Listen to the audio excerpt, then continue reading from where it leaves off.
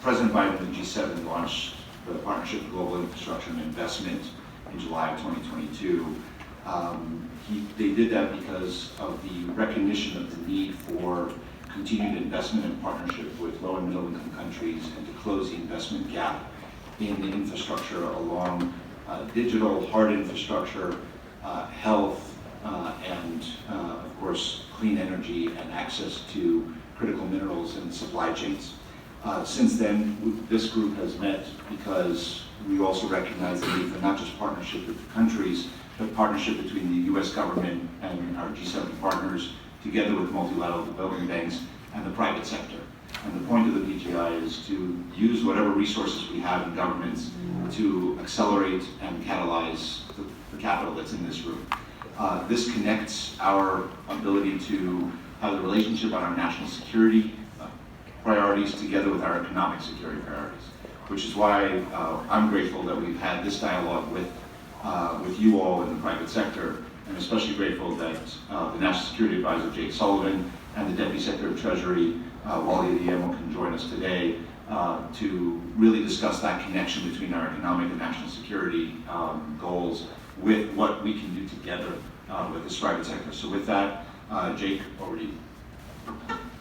Thanks, Amos. I want to thank Mayor Bloomberg for giving us this beautiful space and thank everybody for joining us here today.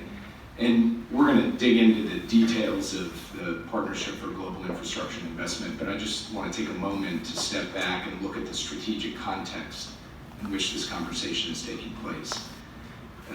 If you go back to the Cold War, really the dominant mode was geopolitical competition. In the post-Cold War era, it was really a focus on transnational challenges with geopolitics pushed to the back.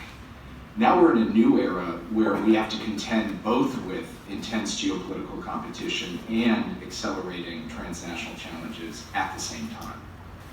And we have to cooperate even with our geopolitical competitors to solve challenges like the climate crisis, accelerating technological advances, hunger, disease, economic growth for developing countries.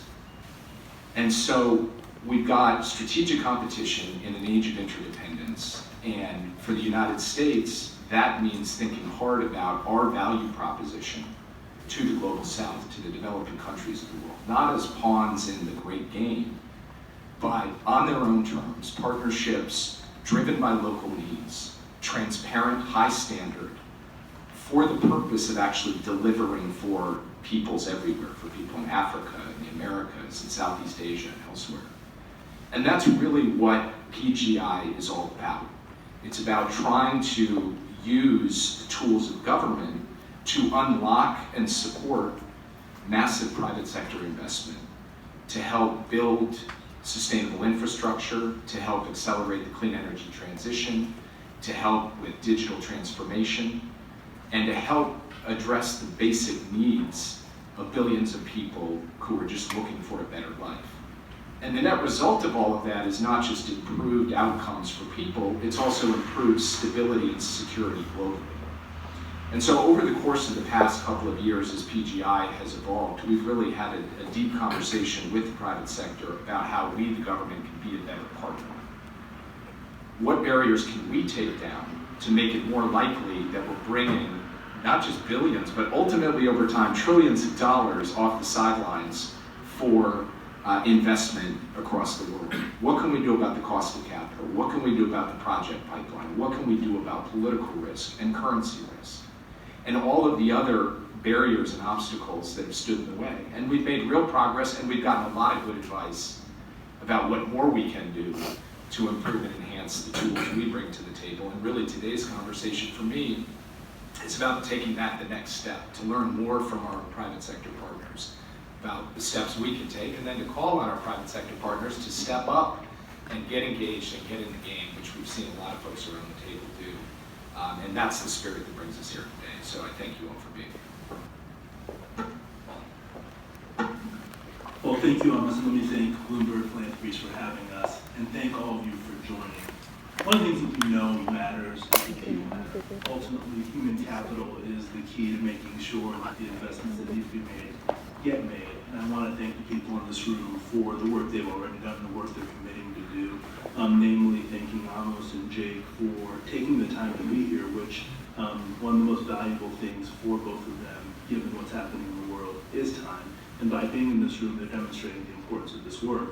But in addition to doing that, putting Adeyemo at the World Bank is a game changer in terms of getting somebody who both cares deeply about these issues, but also has a commercial sense to make sure that this institution is modernizing in ways that allow us to take advantage of what is around this table, which is private sector capital that is willing to work with public capital to invest in infrastructure. Ultimately, what we all know to be true is that talent exists everywhere in the world, but opportunity doesn't. In order to make sure that talent and opportunity meet each other, it's critical that we find investment that can help unlock that. And infrastructure is one of the places where that's true. That's why the Global Infrastructure Investment Partnership is so important, and why it's so important the work that we've done over the last 3.5 years in the Biden-Harris administration to scale up financing and also put in place policy reforms that will make it more likely that investments will get made in the places that matter. And just to highlight a few of the things that we've already accomplished together, which I think is important for us to demonstrate. For example, PGI committed to mobilizing $600 billion for global infrastructure investment across the coalition of countries that are part of this. The United States aims to contribute 1/3 of that total. We've already mobilized $60 billion towards that total.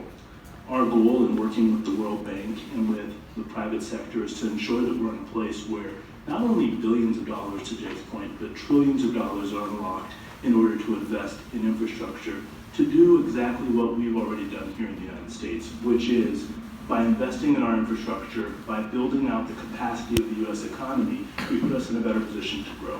And we know this is true around the world as well. So we're looking forward to this conversation because while we've made a great deal of progress already, we know there's more that we need to do.